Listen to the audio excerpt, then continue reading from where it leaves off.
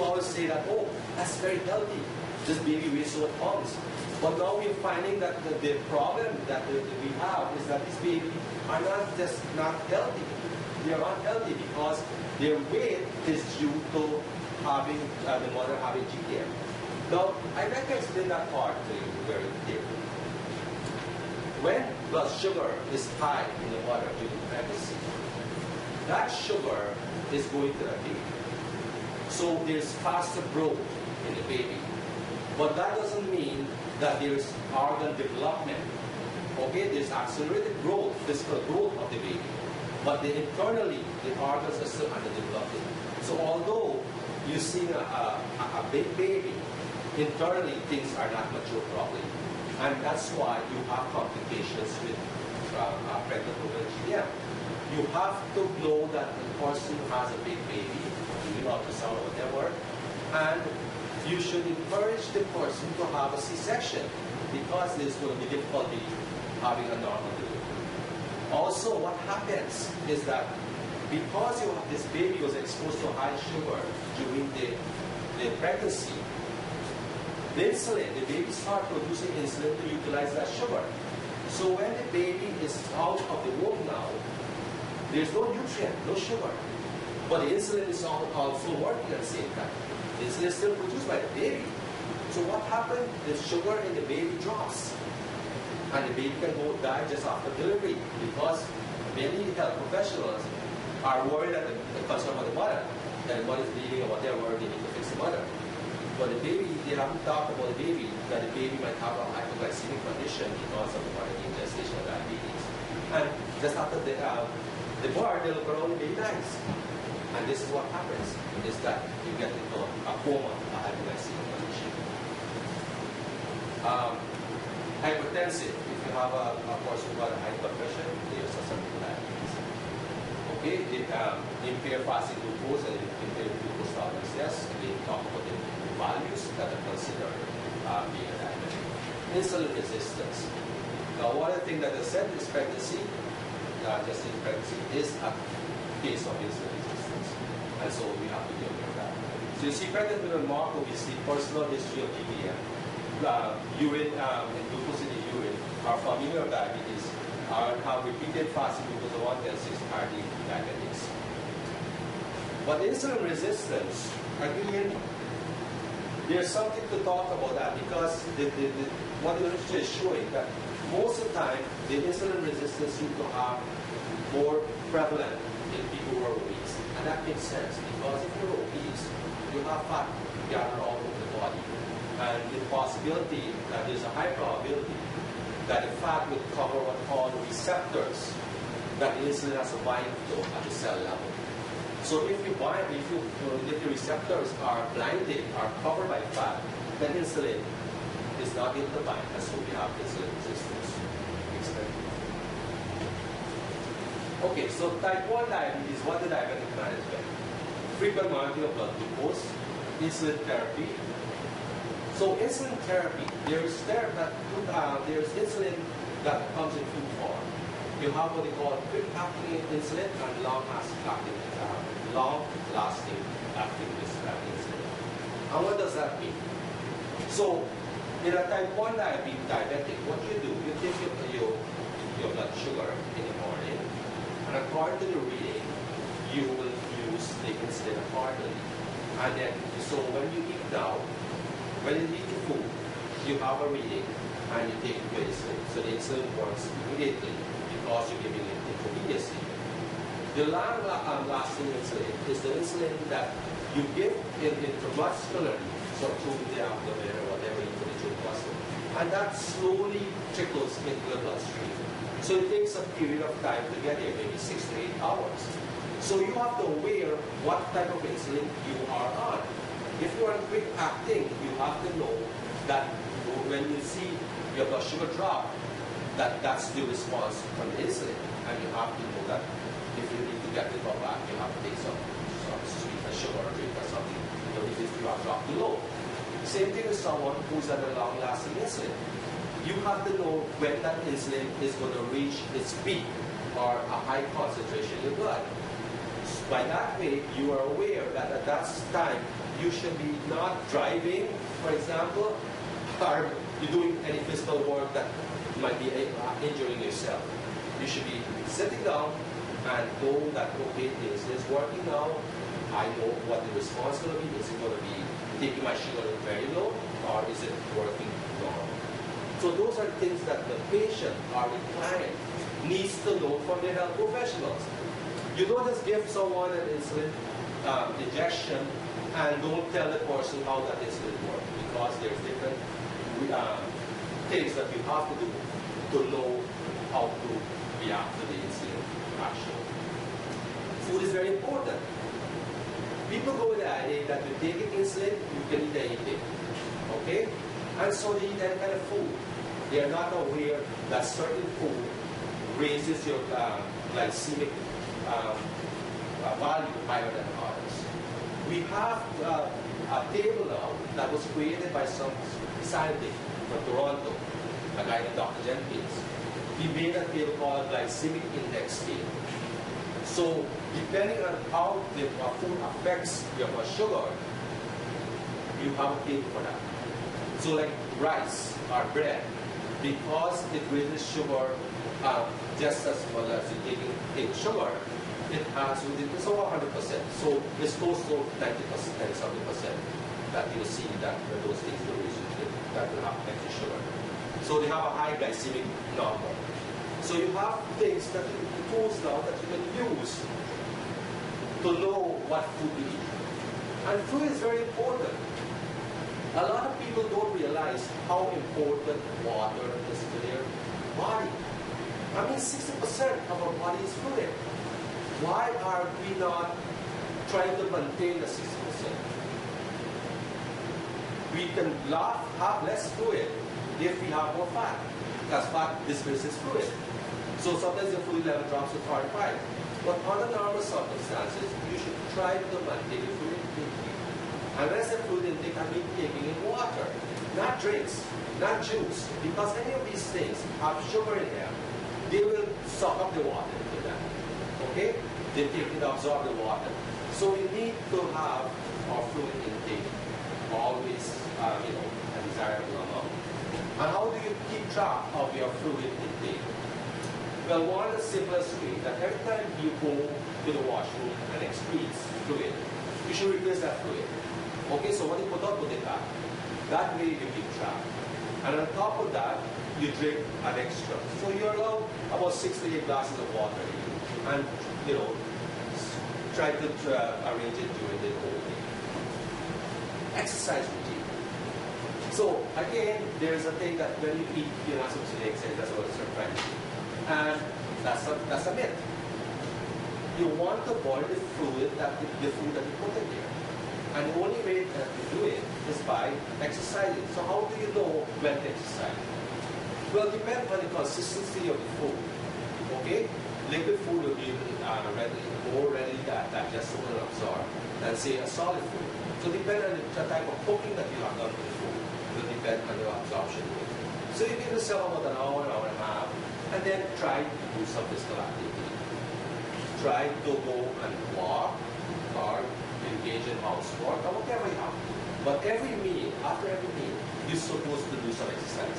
That's the only way to be avoided freedom. If you don't do those things, what happens is that every time you eat, we have what we call short-term storage of sugar, which is in our liver and muscle in the form of glycogen.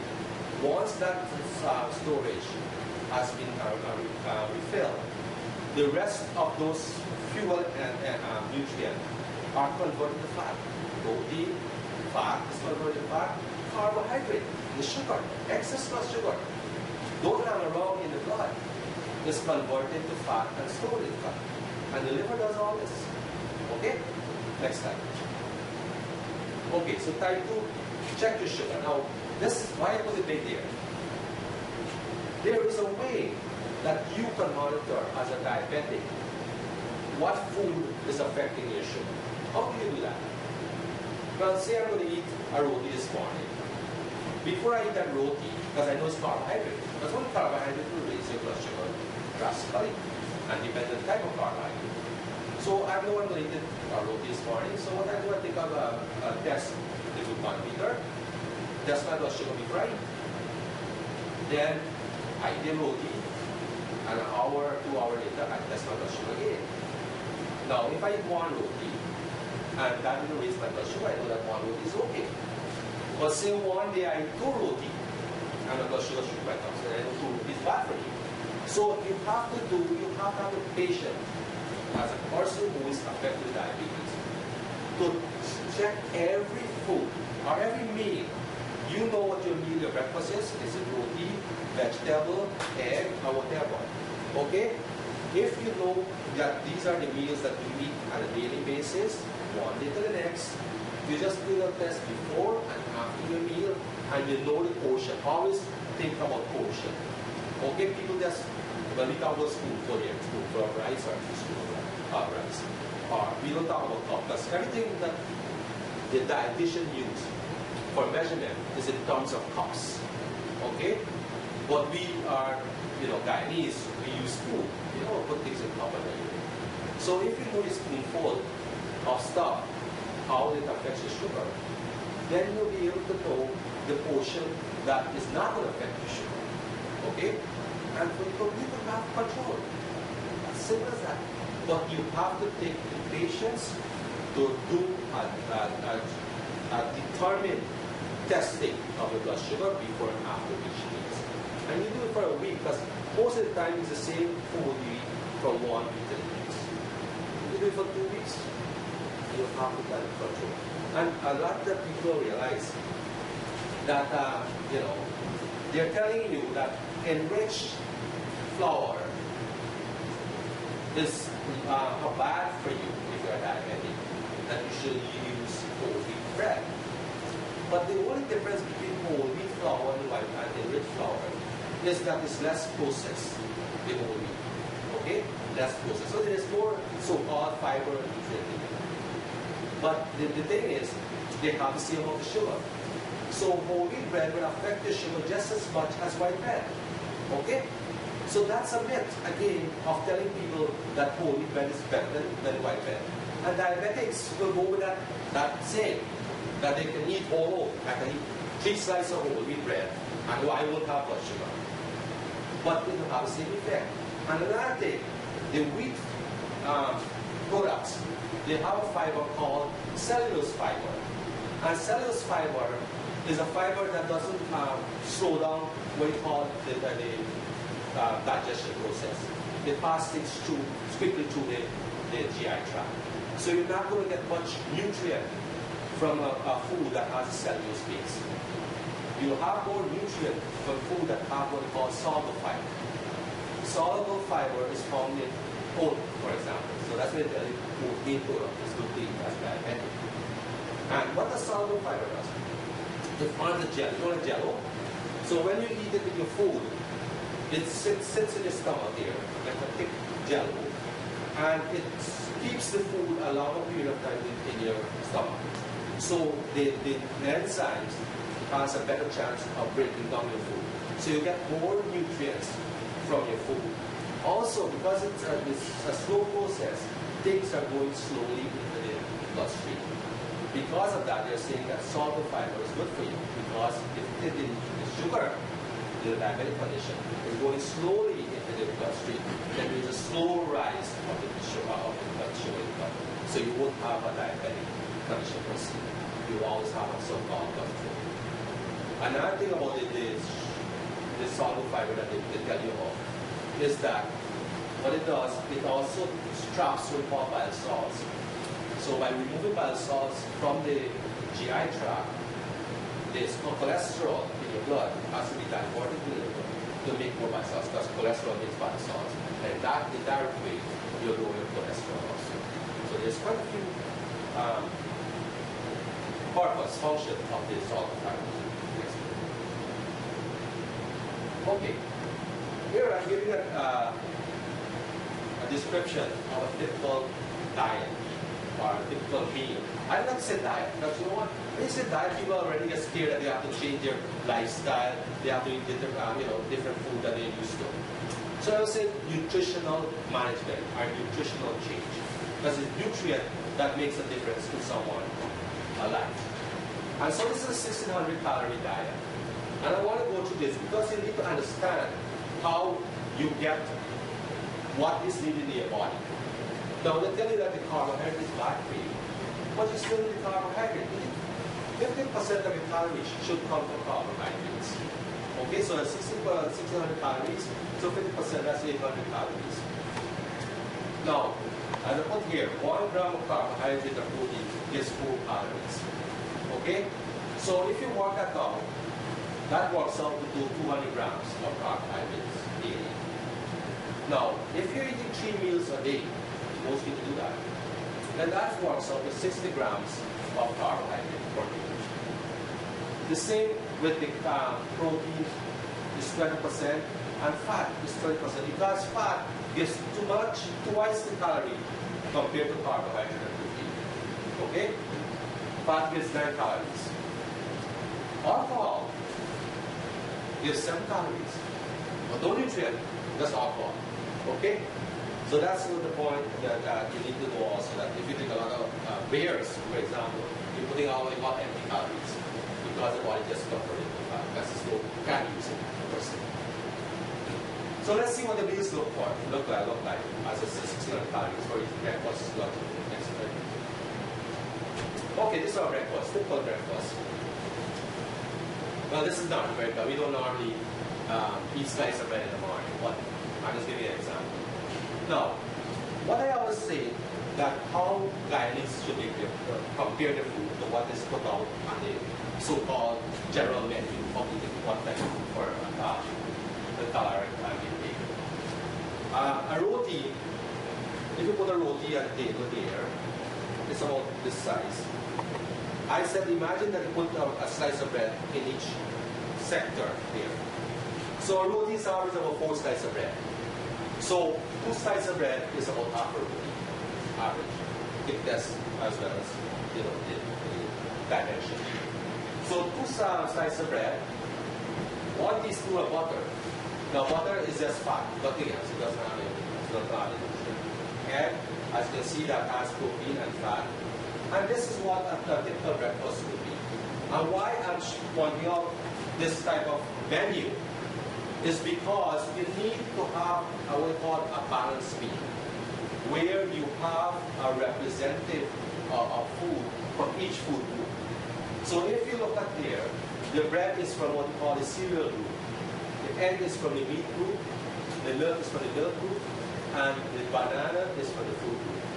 If you eat a representative from each food group, you're having the necessary nutrient for the body to utilize properly.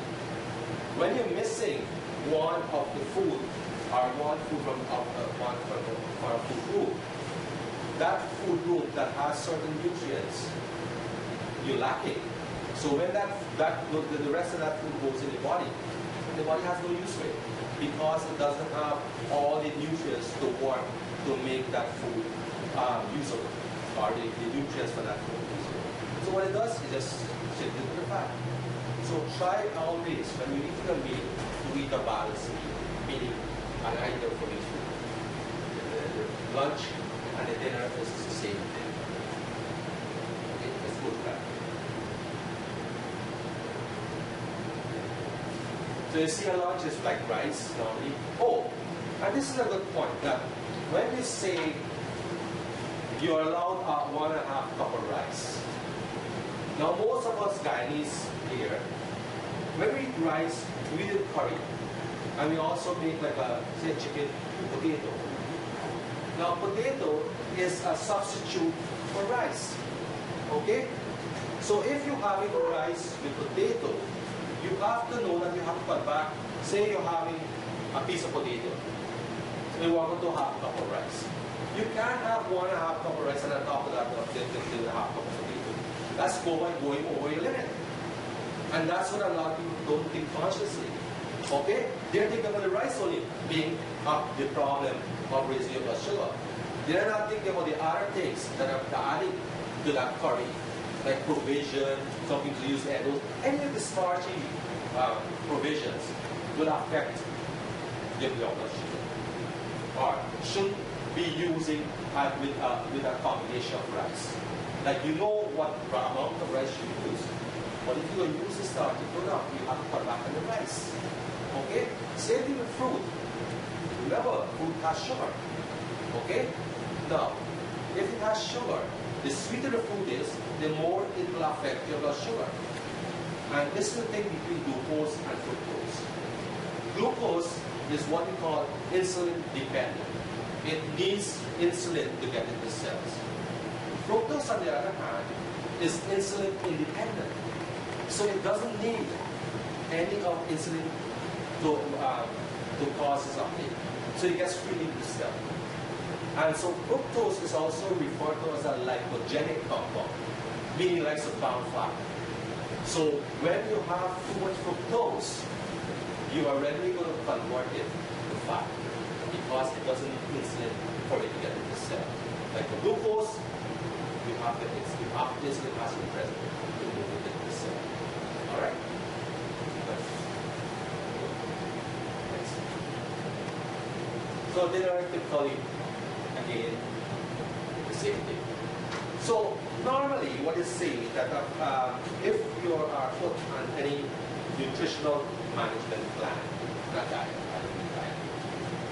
you'll say that, okay, you need about 2 servings, that's basic, 2 servings of milk per day, 2 servings of meat. Now 2 servings of meat, they consider about 4 to 6 ounces of meat a day. Meat, when I say meat, I refer to fish, poultry, beef, whatever. Okay, egg. Milk, most of the time, you hear people talk about, oh, well, the milk is too much fat, so we need to use, they have different types of milk. 2% milk, skim milk means they have fat. But what they fail to tell the consumer, that when you remove fat from milk, you also remove vitamins. Okay? Vitamins. You have what we call fat soluble vitamins. So anytime you remove fat from something, you're removing the fat soluble vitamins. And there's 2 fat soluble vitamins that are what we call antioxidants, vitamin A and vitamin B. So they help to protect our cell from destruction. Okay? That's what they call prevent what we call free radicals from destroying the cell. So they work as antioxidants to prevent that. So if you take drinking these so-called skim milk and 2% milk, you're defeating the purpose of having milk in your diet. Okay, because it plays a role. The fruit, as I said, you have to watch what you eat. Okay, so if you like banana, for example, don't eat the whole banana at one time. You can eat a piece of banana now, and you always need to eat another piece, but don't try to be glutton. Like you like something sweet, you want to eat it all the time. You have to have control and everything in moderation. Okay. I always tell people that they say, okay, it's very hard to prepare meals. And, they want to have the fast food. But if you are conscious about your health, you should be conscious of what goes into your body also. And you need to take time to prepare meals. And there are ways to cut short things. Like, for example, when you buy your meals, your meats and whatever from the markets, and it's very broad, bring it home.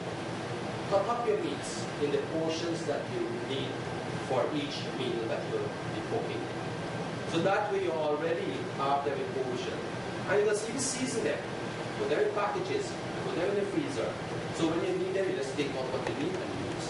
Don't take food out and put back in the fridge. That's when you get food poisoning. Because whenever you thaw food out, there's a chance of increasing the microbes growth because your microbes in water. So every time you thaw, like when you when we have blackout, every time the food thaw out, there's chances of, so what you should be conscious of that. Every time you have a long blackout, you should go and drain that food out, throw the water, okay? Or else you're going to have a contamination there, because the water will increase the microbes.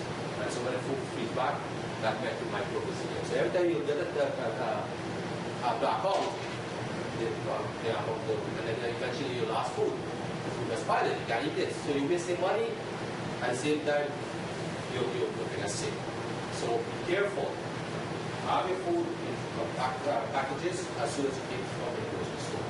So you don't have to take food out and eat it on the preparation. Okay?